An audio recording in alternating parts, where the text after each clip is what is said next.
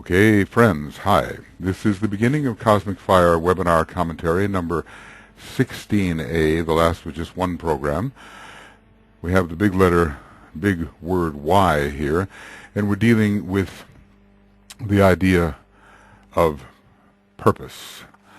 The purpose behind any symbol, the final configuration towards which we are tending. Let's see here. We have several things that we are trying to consider when approaching the mystery, the central mystery, the mystery of spirit.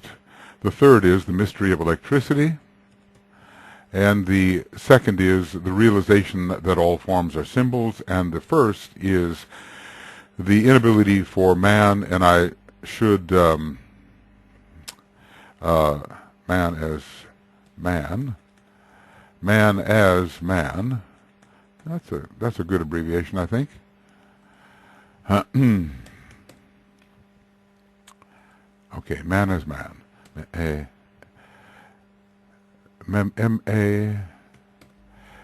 There we go. The inability for man as man to realize anything really beyond the cosmic physical plane. To speculate, yes. To realize, no. Okay, man as man. Now we have come to the point where we are going to take this further. The spiritual man is he who, having been both a man of the world and an occult student, and this seems to imply something about the, let's see, no, there it is. Aha, all right, sorry for these little interruptions here.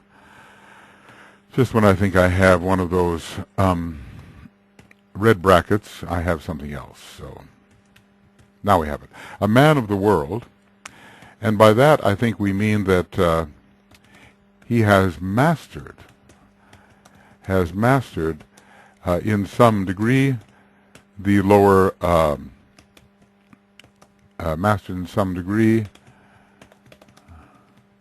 the lower three planes. So he has not simply been hiding away from these planes. He has not been simply trying to escape, but has asserted and proven some degree of mastery in the lower three planes. So he's been a man of the world and an occult student, has reached the conclusion that behind all those causes, and that's causes, and let's call it the many qualities of energies and forces with which he has been hitherto engaged, is a cause. The cause of it all. This causal unity then becomes the goal of his search until he can enter with recognition into the state of isolated unity. This is the mystery lying behind all mysteries. It's a bit like the fifth ray type in the integration formula, but not the mystery. In other words, the mysteries of form. Okay, mysteries. Aha, that's in the first one. I think I better slow down here a little bit. Haste makes waste. And here it is. Basically, I stand amazed, I see naught else. I penetrate the mysteries of form, but not the mystery. I see the garment of my God, I see naught else. I don't see God yet. This is the same kind of situation. The same that we do not see the one behind the many. The mystery behind all mysteries, we say, we do not yet see the one behind the many. This is the secret of which all that has hitherto been known and conceived is but the veil. So we say that qualities veil appearance. Not exactly. Veil life. And we can get caught into the consideration of qualities, very interesting, of course, and many of us rheologists and astrologers do, but what about the life? As I say, my old teacher used to say, don't get so caught up in the sideshow that you miss the main event. Of course, the study of qualities is on the way, but the main event is life. So don't get so caught up in the, quote, side show, in the circus, right, that you miss the main event. So this is the mystery lying behind all mysteries. This is the secret of which all that has hitherto been known and conceived is but the veil. This is the heart of the unknown, which holds hid the purpose and the key to all that is. This is being itself. And this is God is. The Lord for A stands firm. Being exists alone, naught else is, no matter what is produced in terms of time and space. So this is the heart of the unknown, which holds hid the purpose and the key to all that is. Of course, in a way, being itself, maybe I should capitalize that, is once removed from purpose. Purpose is an expression of being. Purpose, being is in a way no thing at all, and purpose is a desirable collection of destined energies. Purpose, a willed or desired collection of destined energies and forces, or a willed or desired, quote, collection / pattern of destined energies and forces. So this is the heart of the unknown, which holds hid the purpose and is the key to all that is, and which is only put into the hands of those exalted beings who, having worked their way through the manifold web of life. What a great way of describing the great Maya, the manifold web of life. The great Maya, they, in fact, know themselves indeed and in truth to be the Atma, or spirit itself. And here I think we should really mean the Atman. The Atma, to me, at least at my present level of understanding, is the expression, the first expression, Atma as the first expression of the Atman, or spirit itself, and veritable sparks in the one great flame. Well, there, the seven principles are the Atma, Atma, Buddhi, Manas, and so forth, but behind the Atma is life itself, the one great flame. Behind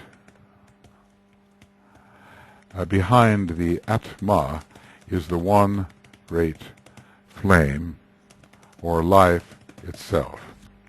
So they are knowers of life. And while it is possible to get caught up in all the things to be known, one does not want to forget the knower. One must learn to identify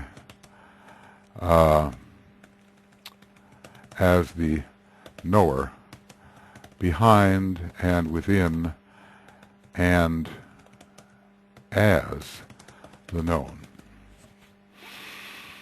So we are looking for the secret of why the Spirit reveals the secret of why. Of course, it's always easy to confuse somehow the will, or the spiritual will, the Atma, with the Atman. And I'm not sure here why the word Atma is used. Maybe in some of the texts there is no difference.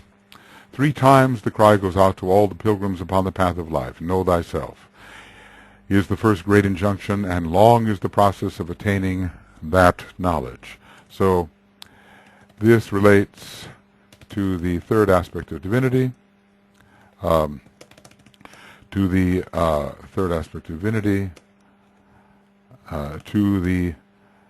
form and the individual, and the outer symbol, the vehicle.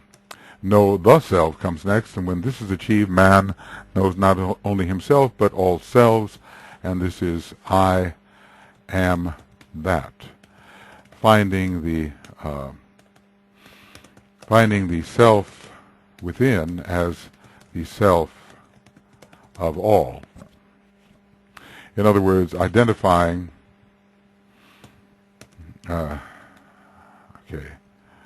identifying. Right. Now that can't be. I know that one's there. IDN, IDNG. That's it. Okay. No problem. Should be the right one. And we'll try to bring that down. Okay. So, IDN, identifying with every soul, and knowing that all souls are one. Okay, the soul of the universe is to him no longer the sealed book of life, but one with the 7 seals broken. In a way, the 7 ray types of souls can be contacted by him as souls. Then when the man stands adept, the cry goes forth, know the one, and the words ring in the adept's ear, search for that which is the responsible cause. And having known what? Oh, this is a long thing. Okay. There's something inserted here. Something inserted. Well, having known the soul and its expression, search for that which the soul reveals. And I'm going to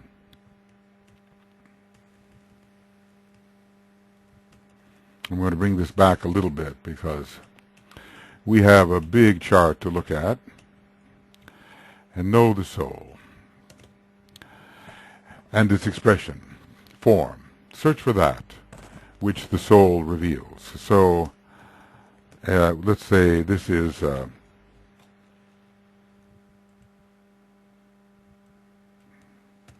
search for the God that is.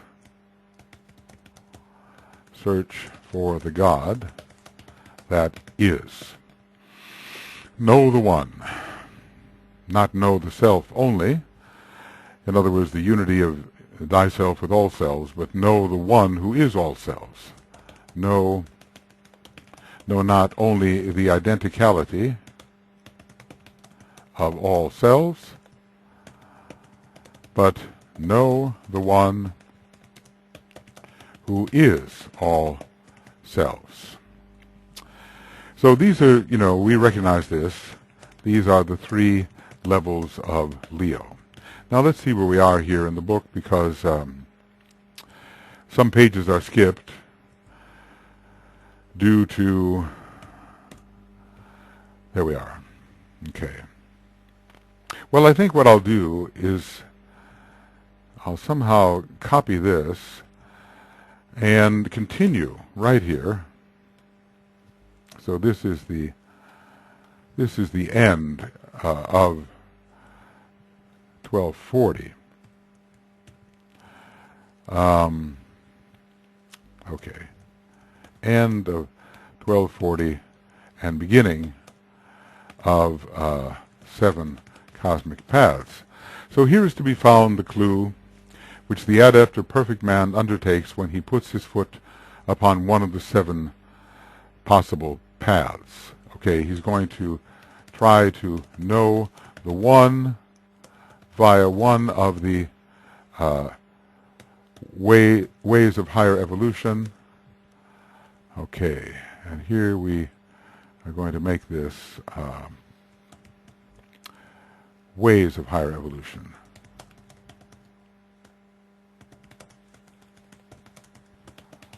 Seems like an awful lot to abbreviate. Or via one of the ways of higher evolution, or the 7 cosmic paths. Uh,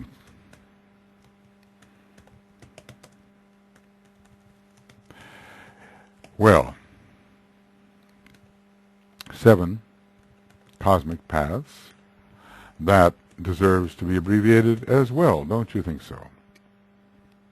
I know, don't lose patience with this. It'll pay in the long run. So, 7 cosmic paths. I don't like to stop myself, you see. All right. The only way in which any light can be thrown upon the mystery lies in the consideration of those 7 cosmic paths, their names and symbols. And what is the mystery? The mystery of the One. Right. The mystery of the One, which he now is realizing himself to be. Very little can be said, for the secrets of the higher initiations may not be revealed, nor the information given in a book for exoteric publication. All that can be done is to make certain suggestions, caution against certain conclusions, and indicate certain symbols which, if pondered upon, may bring a certain amount of illumination. I would say that Master Decay is giving very tentative indications here. He's saying, don't go too far. Don't take this material beyond what can be indicated.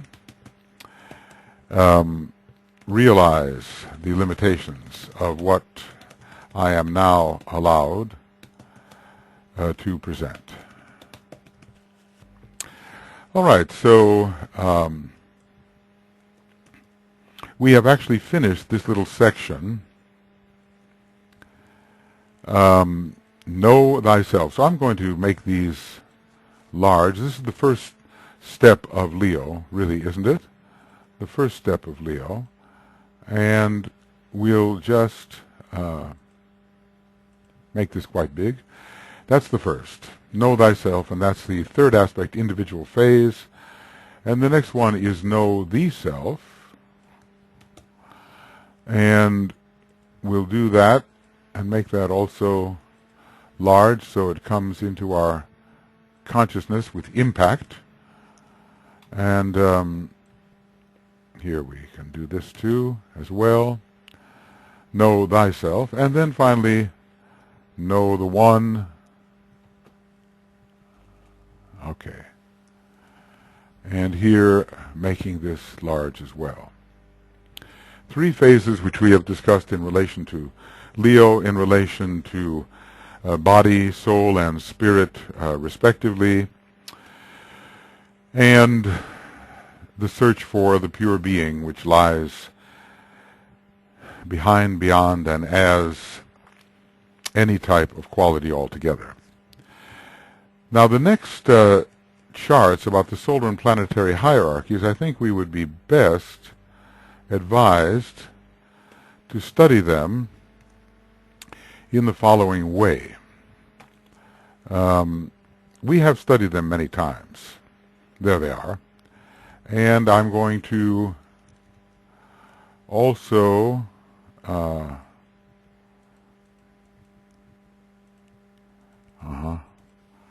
yeah, it'll come back here, I suppose. I wonder if I think the thing we have to do now is we're not going to succeed in deciphering this. This is the chart that Keith Bailey for AUM made, and it gives us the colors we need, right? And I'll just point out some of the high points of the chart, which I have done often times, actually, in searching in a different way.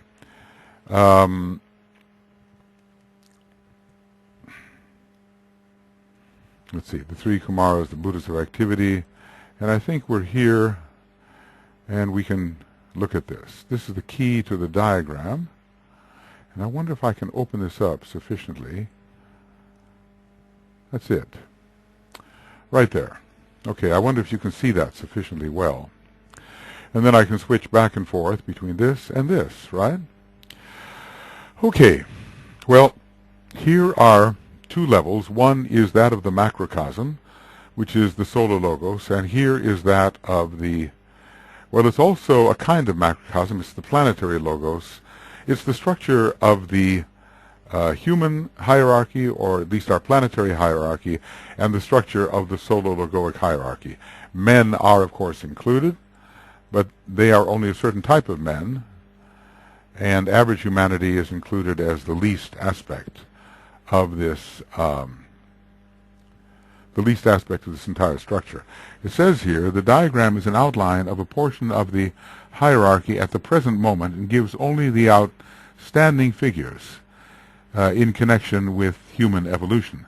A similar diagram from the standpoint of the Deva evolution would be differently arranged and probably would include, the Raja Deva lords, yes, and the study of the planes particularly, and other factors in the Deva kingdom.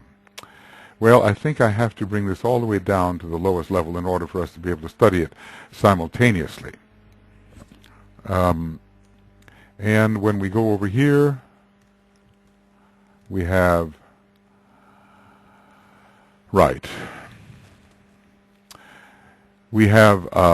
within the circles, we have these figures. And I suppose what's important is to see the connections between them, I think. Well, first of all, the Solar Logos is here, and he is the grand heavenly man, and he is the great life of our solar system, and he works through three persons of the Logoic Trinity, Father, Son, and Holy Spirit, will, love, wisdom, and active intelligence, who are the higher correspondences to the three Buddhas of activity. And we hypothesize that there are also three esoteric persons who are correspondences to the hidden three esoteric Kumaras. Here we have major Ray Lords. The three always hover above the seven, and these are the 7 Ray Lords, and we would call them, I think, at this stage, have to be the sacred planets. Now, you kind of wonder whether we're dealing with the monadic rays here, because if we deal only with the soul rays, we're going to find something very interesting. Vulcan is here in red, Jupiter in blue, Saturn in green, Mercury in yellow, Venus in orange, Neptune in blue, which is very fitting, and Uranus in violet. And yet these two are the greatest of all planets. It's just that in the present configuration, by soul ray, they would be found here, because they represent the 6th and 7th ray soul, respectively. But what if we were to go by monadic ray? Then it would be Uranus ray 1, Neptune ray 2, Saturn ray 3. And here you would have the three synthesizing planets according to their monadic ray. You would have Vulcan ray 4, this is hypothesis, Mercury ray 5, Venus ray 6, and Jupiter ray 7. So there would be different ways of arranging these, but as we are in a second ray solar system, perhaps the positions are occupied by the planetary lords according to their soul ray. The reflection, of course, is Sanat Kumara. In a way, this is the planetary logos. It's an expression of the planetary logos surrounded by three exoteric intraplanetary Kumaras, intra-planetary Kumaras, they are within the planet, and then three esoteric Kumaras. We've discussed the Kumaras quite a bit and their relationship to the 7 spirits before the throne, not exactly the same. And of course you kind of wonder if they're not exactly the esoteric three. Let's see, what page is that? I'm going to open up another one of these. I think I have to do that. And it'll be in Rays and Initiations. And we'll talk about the Radiant 7. Okay. And here they are. Supernal 3, the Radiant 7, and the Buddhas of Activity. So the Radiant 7 are not the same as the Buddhas of Activity and the Supernal 3. The Supernal 3, I suppose, are the esoteric Kumaras, the Buddhas of Activity, the exoteric Kumaras, and the Radiant 7 are the Ray Lords. Now, this presents just a little problem, because normally we've been considering the seven spirits before the throne as equivalent, right, as somehow equivalent to the seven planetary logoi. So how do we look at it? The Buddhas of activity and the radiant seven may well be the planetary logoi. Okay, that's not a problem. But the Buddhas of activity and the esoteric Kumaras have a kind of correspondence to a higher six, and maybe the radiant seven are in fact, well, we got into that before. The radiant seven are reflectors of the planetary logoi. So within Shambhala, within this circle, which is described as blue, though in a way it could be described as red because it does include Shambhala, within this circle there could be a radiant seven located somewhere here in Shambhala, and they would not be the same as the Sanat Kumara and the six Kumaras. Similarly, could there be then a radiant seven within the solar logoic Shambhala who are not the same as the six that I hypothesized surrounding the solar logos? Well, usually the radiant seven would be considered to be the same as the seven major planetary logoi. Those would be the seven spirits before the throne. But the radiant seven are not the same in this lower context as the major members of hierarchy. The radiant seven are higher than the major members of hierarchy. The radiant seven before the throne of Sanat Kumara are higher than these. They are not the Chohans. The radiant seven are higher than the Chohans. The interplanetary Ray Lords are higher than the Chohans. So do we have, similarly, this is my question, another radiant seven before the solar logos who are somehow higher than, well, I think I see the answer, higher than the planetary, seven major planetary gods. But you see, there's a very, very great difference, and this is the solution to the problem, and one that I did not maybe have before. But there's a very great difference between the status of Sanat Kumara and these persons of the Trinity and men down on this level. Much greater gulf, because these three were already planetary logoi in a previous Mahamanvantara, so a much greater gulf between, let's say, these four or these seven, if the invisible ones are considered, and the men, than there is between these four or these seven, depending on the revealing the esoteric ones, and the planetary logoi. These are much closer. The planetary logoi are much closer to the persons of the Trinity and to the solar logos than man is to the Sanat Kumara and the Buddhas of activity. So that's why perhaps we do not need another extra radiant seven in solar logoic Shambhala, that the major planetary lords can take the place of Ray Lords. But notice down here that the major members of the hierarchy that are non-Shambhalic are not taking the place of Ray Lords. There is a radiant seven that takes the place of the Ray Lords.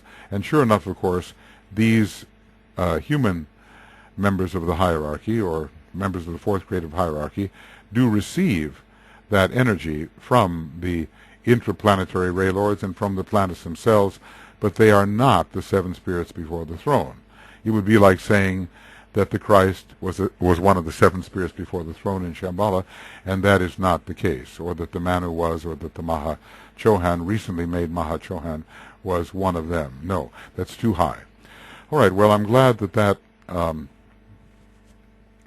that has emerged as a possible solution here. I always say possible because although I may think it is the solution. I may be surprised later by learning that it is not. So let's just say if I can I do this? I think I can. All right, the 3 department heads, etc., etc. And I want to make sure that I am copying correctly. Okay, I'm sure, almost sure that I am. But here it goes. 3 Kumaras, and here we are. I'm going to write in this area that, just to remind myself, okay, here we go. Right. So there is a much greater distance between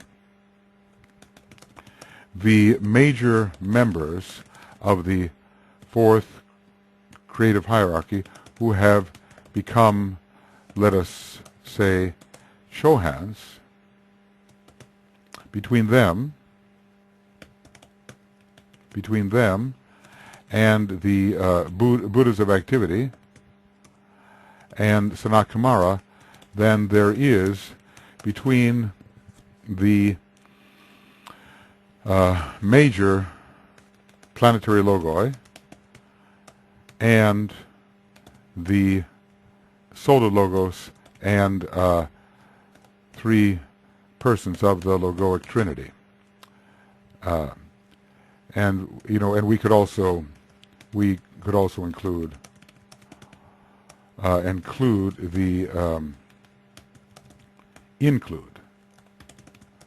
the esoteric Kumaras of an intraplanetary kind and the esoteric Kumaras of a solar kind. Okay. So I'm not sure if that makes sense to everybody, but I hope it kind of does.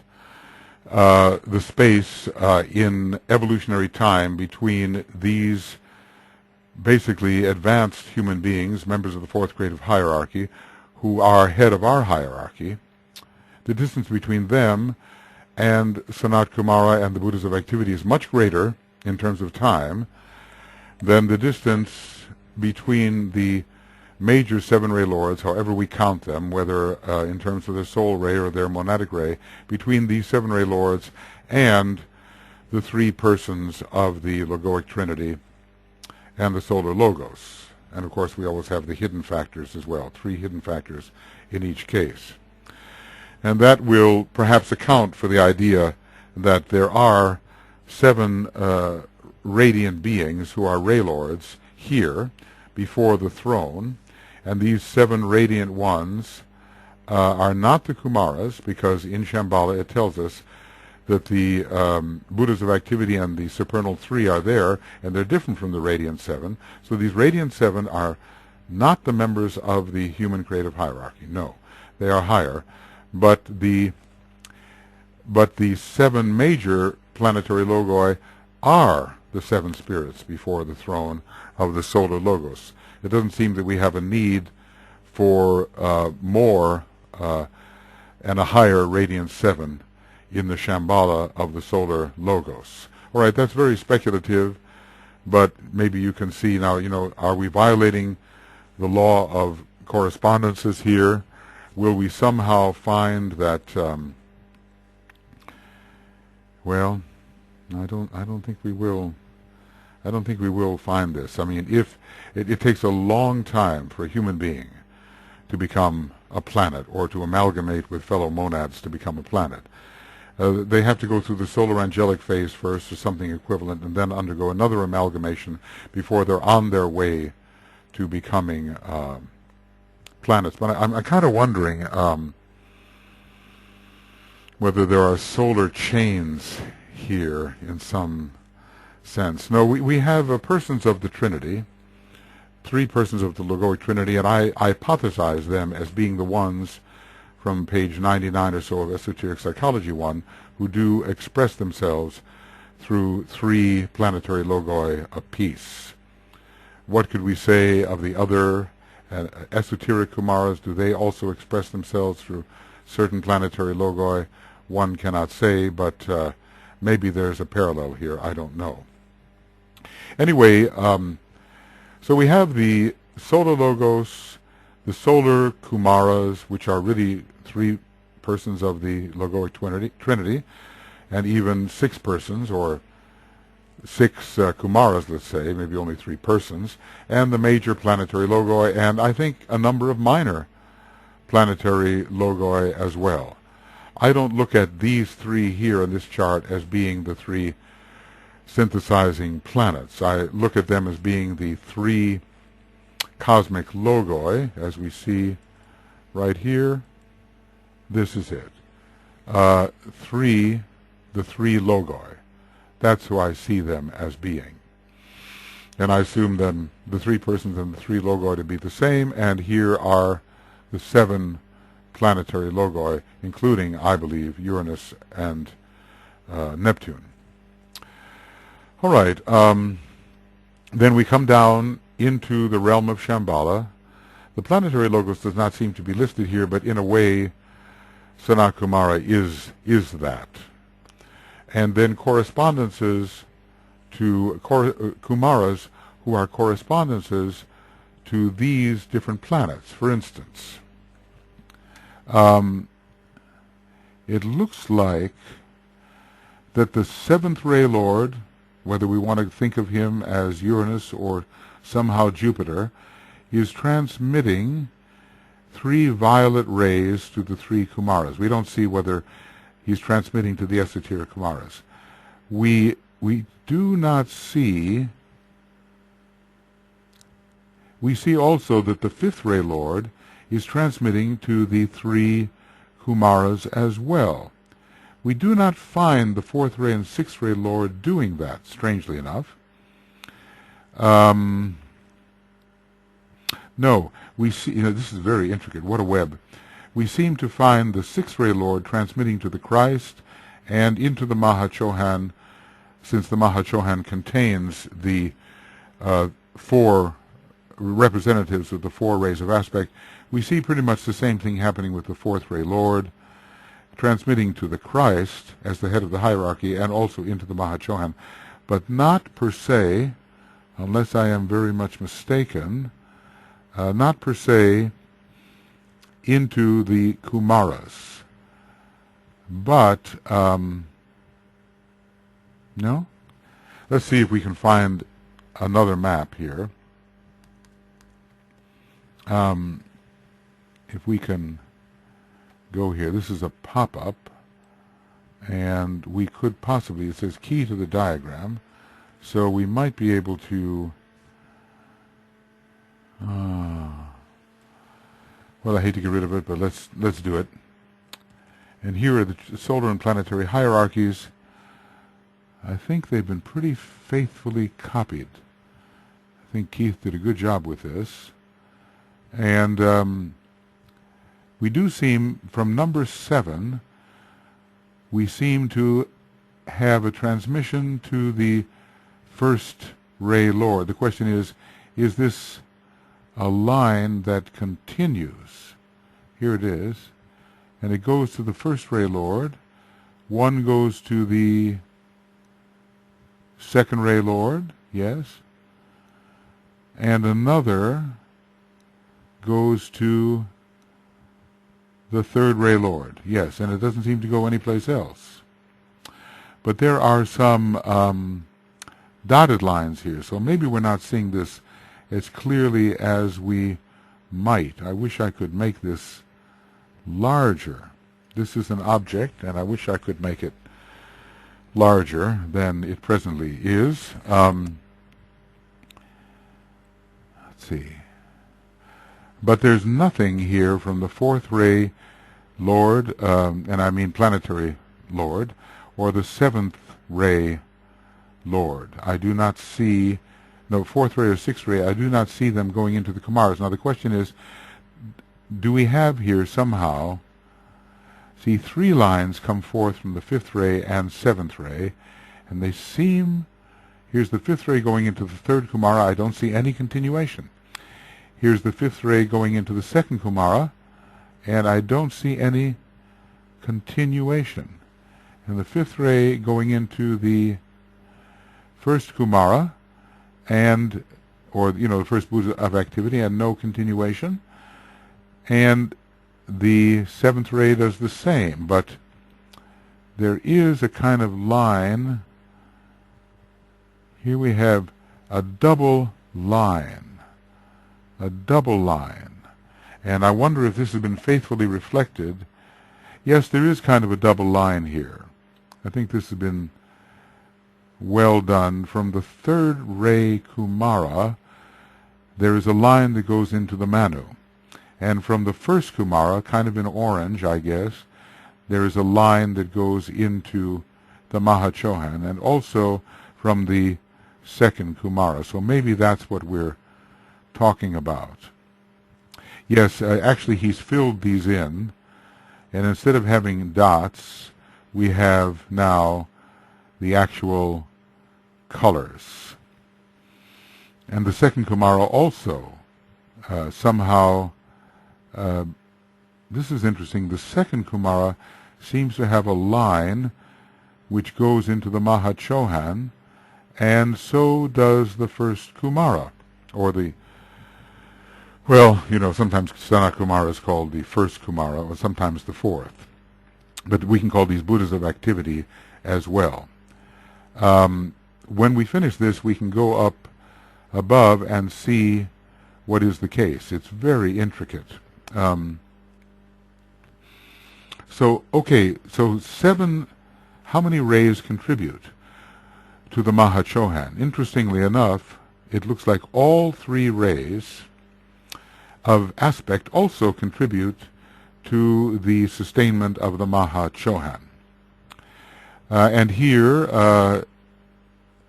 the 3rd ray of intelligence goes into the Mahachohan as well.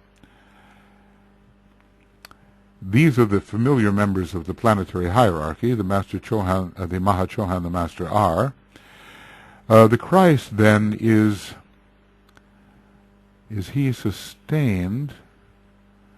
The Manu seems to be sustained by a green line from the 3rd Kumara, and also from the 2nd Kumara and the 1st Kumara. 3 Buddhas of activity all feed into the Manu, who is molding the racial type, as we know, and determining the rising and falling of continents, and generally associated with the executing the law among the human kingdom.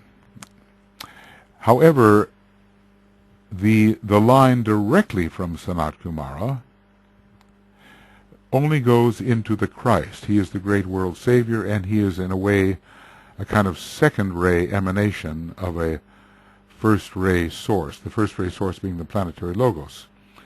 All of the 7 rays, all of them, from the 2nd Buddha of activity, from the 3rd Buddha of activity, and the 1st Buddha of activity, they all feed the Mahachohan.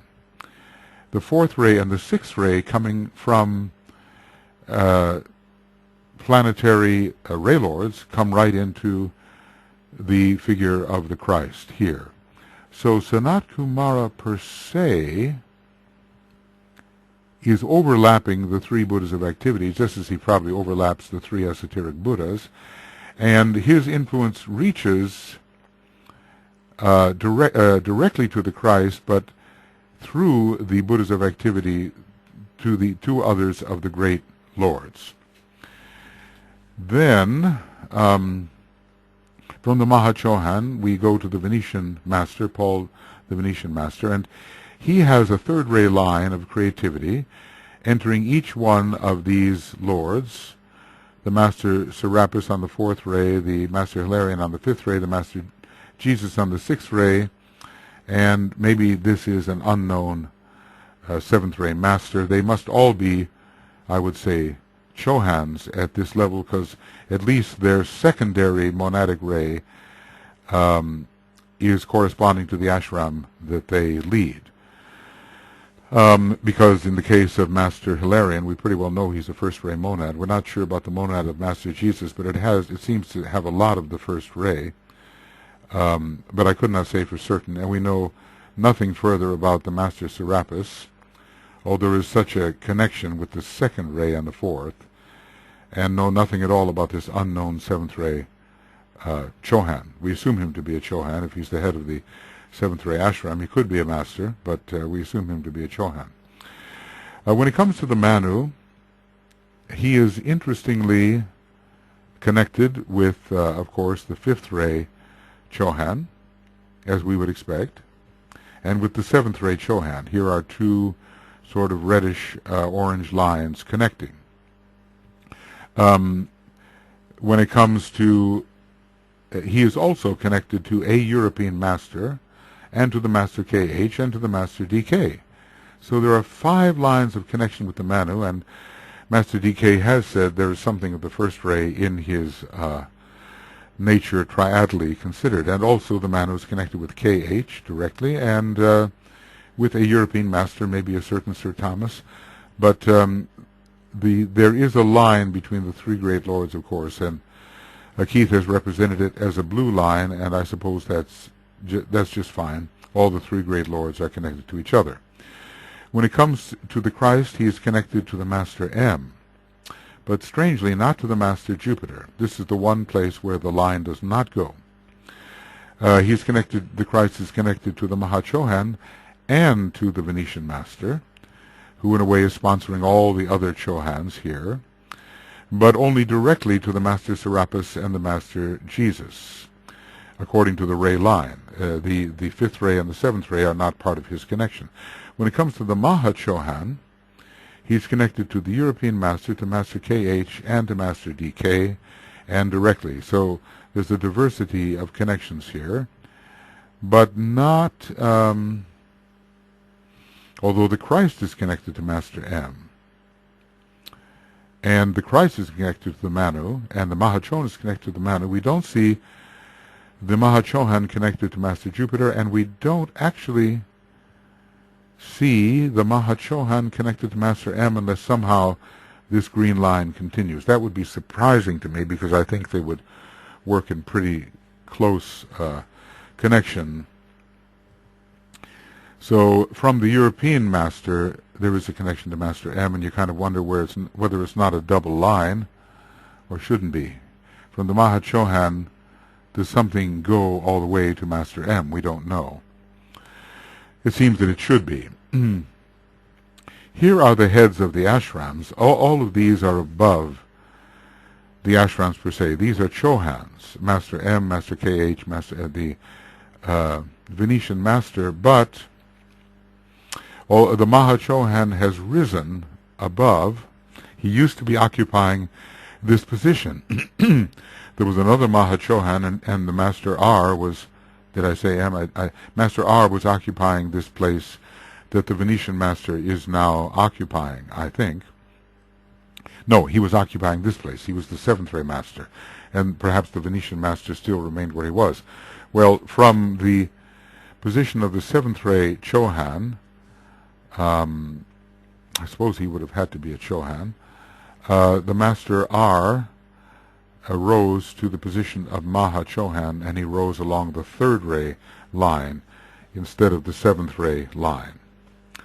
My assumption is that to be the head, to be a Chohan, one must be functioning on one's monadic ray, and so that's why we're looking here at Master Serapis, ray 4 monad, St. Paul Hilarion, ray 5 monad, Master Jesus, ray 6 monad, and the unknown seventh ray Master, ray 7. But remember, 4, 5, 6, and 7 are sub-monadic rays. Yes, they're all found on the monadic plane, but there are 2 types of monadic rays, and one is either 1, 2, or 3 and cannot change, and otherwise you can have any of the 7 as sub-rays. When it comes to the Master DK, Master M has a strong connection, Master KH, of course, and all the second line, and the Mahachohan is directly related to him. But again, not the Master Jupiter, who seems to be as the oldest of the masters, have been in his own world here. He's with Master M, and he's with the European master, and that's interesting. The European master, maybe that's Sir Thomas, that appeared in the initiate books. So, okay, that is interesting. That he has a connection to the Manu, of course, but not to the Mahachohan. He seems to come from the previous solar system altogether. And who knows whether he had achieved some kind of mastership in that previous solar system. If there were initiates in the previous solar system, and there were, and some of them turned bad, why could there not have been good initiates as well? Well, anyway, Vulcan, in a way, inspires all of these masters. Sixth degree masters, I suppose. There is no, the only seventh degree master is the Christ listed here, and the Buddha is some kind of intermediary, and he's not listed on this chart. The Solar Logos, there's really a strong overlapping of the three persons, but notice they do not overlap with the Solar Logos the way the three Buddhas of activity overlap, but perhaps from the Solar Logos there's some kind of entity that comes forth which is equivalent to Sanat Kumara. And then maybe there would be some overlapping, but the geometry is different. Certain triangles are created. From the first person of the Logoic Trinity, there are lines. It looks like they are going. I'm rather assuming that all the persons of the Logoic Trinity, maybe not. I thought they would have direct connections with the three, let's call them three synthesizing planets, or the three major rays. The first ray is connecting to the first ray from the first person of the Trinity is connecting to the first ray Lord, also to the second ray Lord, and possibly here, it would seem, I don't know why we don't have a connection to the third ray Lord, to Saturn, but maybe we do have a connection, and also to the seventh ray Lord. Let's see if this gives us anything. The first, there's kind of a double line here. A double line from the Lord of Love Wisdom. See, it's very hard to make out. This looks like not a single line, but a double line. Coming from where? From the third person of the Logoic Trinity? Well, you know, these charts get so intricate that I'm not really sure whether it has been represented with complete faithfulness. There is a central point between all of these overlapping lords, and here there is not such a central point, but the three persons of the Trinity overlap in such a way that the three are one, and from the central point comes a line going straight to the first ray Lord, to the second ray Lord, straight through from the Solar Logos, and to the third ray Lord. Yes. But then, yes, I guess that's the way we'll have to look at it, that from the central point, all three of the major ray Lords are connected to the central point of the three persons of the Trinity. But notice how the first ray of will seems to come from the center of the first person of the Trinity, and maybe the third ray also. Yes, it's a kind of double line, and it is faithfully represented here. It is. It comes to the second ray Lord.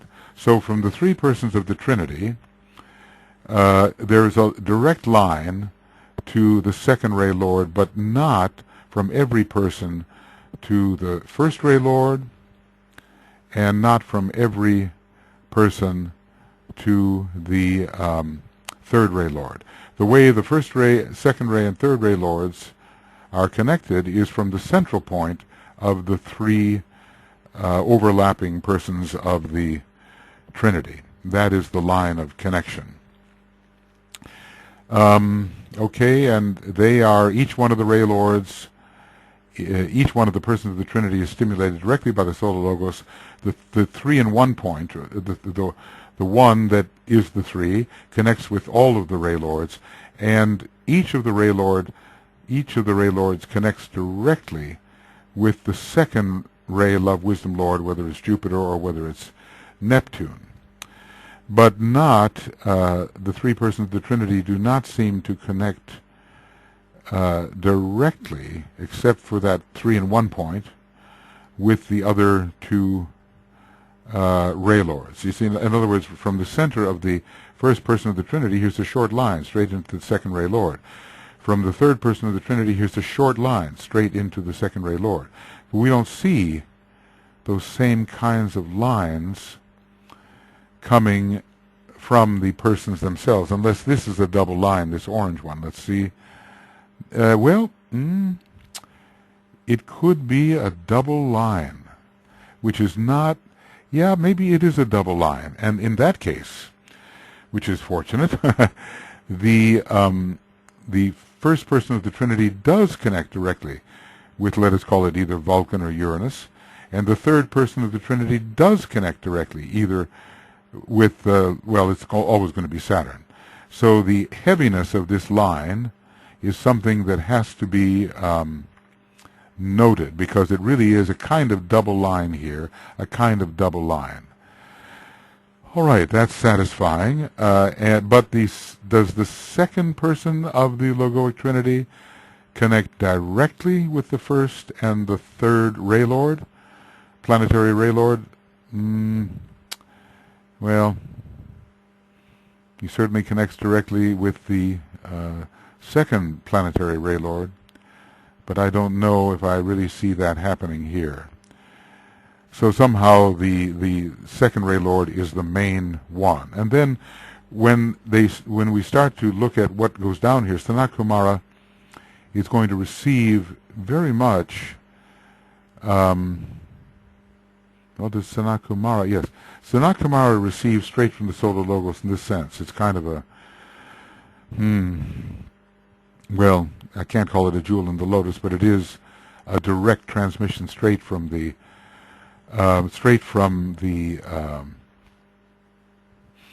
solar logos down through the second ray lord. Is it Jupiter? Is it Neptune? Or, well, it's not going to be Venus yet. Straight to Sanat Kumara. The Vulcan goes straight to Sanat Kumara, either Vulcan or Uranus, and Saturn goes straight to Sanat Kumara. But the third ray persons of the Trinity go to all of the three Buddhas of activity, and that makes a lot of sense because they are, after all, Buddhas of activity. They combine the second ray with the third ray. So you see these three green lines, which is pretty much from the center of the third person of the logoic Trinity, from the Holy Spirit side. The green lines go straight down and touch. As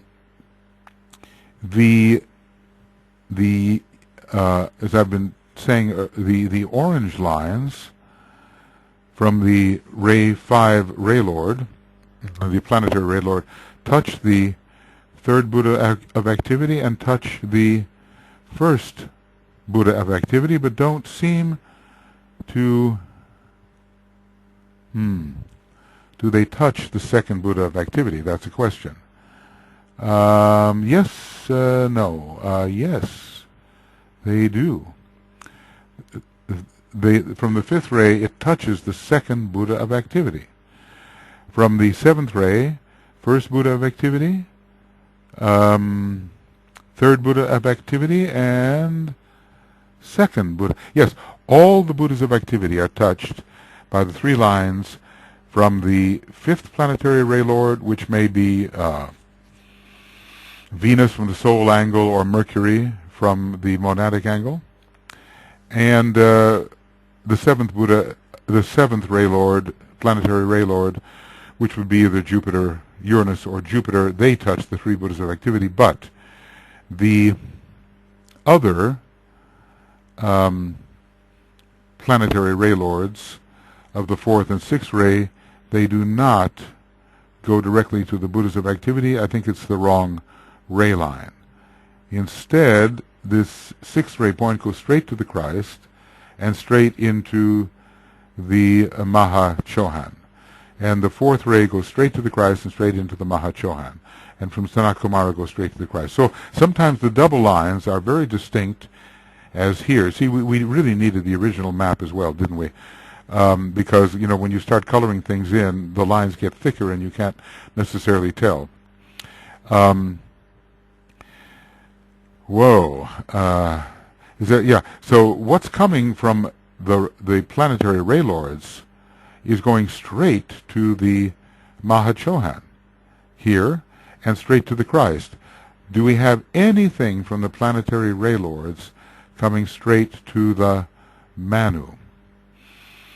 Well, in a way, yes, from the first ray. From the first ray planetary ray lord straight to the Manu, not from the second ray, and well, this is so intricate, so complicated.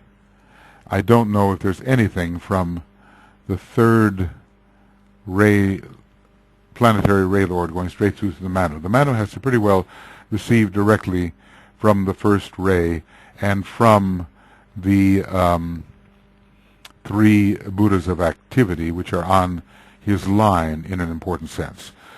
Whoa! I don't think I've ever had the occasion to analyze that so completely. Now, of course, the implications that the three great lords can receive directly from planetary ray lords, directly from these four, and also from the three major planetary ray lords. They have a direct transmission, not all to all, but a number of planetary ray lords are reaching the three great lords directly. At the same time, the three great lords are reached by the Buddhas of activity. The Buddhas of activity particularly have a line here to the Manu, and also this is the second ray Buddha of activity, and to the Mahachohan, and of course the line goes straight through to the Christ. But the Christ is not reached directly by the first and third Buddha of activity. So he's pretty well concentrating along the lines of the second ray. Well, the masters have to take these things into consideration when they are thinking of where their energy comes from. Down here, I have to take my glasses off in order to see this. It's just too close. The obvious is that the Master Jupiter and the Master Moria are on a straight line. The Christ, the European Master, Master KH and DK, in a way very close. He's not a Chohan. He's not a Chohan, but, or maybe he is by now, I don't know. But he's pretty much at the level of these other Chohans. We assume them to be Chohans, and I think we have heard Master Jesus is a Chohan, Master Hilarion is a Chohan. Yeah, they are all Chohans. I'm not sure about the seventh ray. Unknown seventh ray master. And when it comes to the Mahachohan, there's a direct connection to the Venetian master, but no direct connection from the Mahachohan, this is interesting, to the other four Chohans here. It has to go through the Venetian master apparently, where there is a direct connection from the Mahachohan to Master DK, KH, and the European master and the Christ. Maybe a direct connection is not needed because maybe it's pretty much of a transparency. His line is going, a third ray line is going straight through to these four Chohans. Pretty much, you see, you have to follow the cursor, right? Because I cannot, picture's worth 1,000 words here, and one just has to use the cursor to point out. Here are four grades of initiates from 1, 2, 3, 4. They're not yet in the hierarchy fully established. Here are various grades of disciples, and interestingly enough, the disciples are considered to be disciples before they hit the first initiation. Maybe probationary disciples, but here people on the probationary path, maybe they're not probationary disciples, but simply aspirants, and average humanity is outside the circle altogether. I somehow, well, I don't know, this could be the planetary hierarchy, but if it includes Sanat Kumara, one wonders whether the circle should be in blue or possibly in red or some kind of double circle. We don't actually have a double circle here.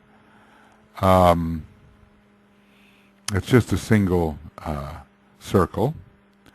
And let's see, this chart is more of a composite chart. I think what we have here, initiates and disciples, we have a kind of composite chart with a number of these things written in. And let's see whether this was done. No. So actually, Keith did a very good thing here. He wrote in these particular, the writing that is only found actually here, where it describes the planetary hierarchy and who these are. So a picture's worth 1,000 words, and what we have the key to the diagram, really. Many of the factors that are the key to the diagram are right here, written into the circles. And that is very, very important. It helps us study things much more rapidly. So this has been a very useful combining charts here, information more easily seen. Well, okay, friends. What I seem to see happening is that we have reached a point where I can say that this is the end. I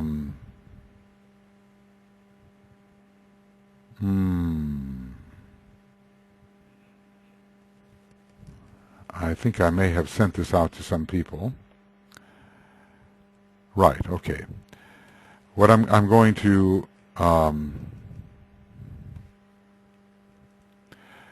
over here. So this is not the key to the diagram. We're already on page 1240. And it's after this point that we can say this is the end of Cosmic Fire Webinar Commentaries, number 16A, page 1241, and beginning of Cosmic Fire Webinar Commentaries 16B, page 1241. We're about to begin a very stupendous subject.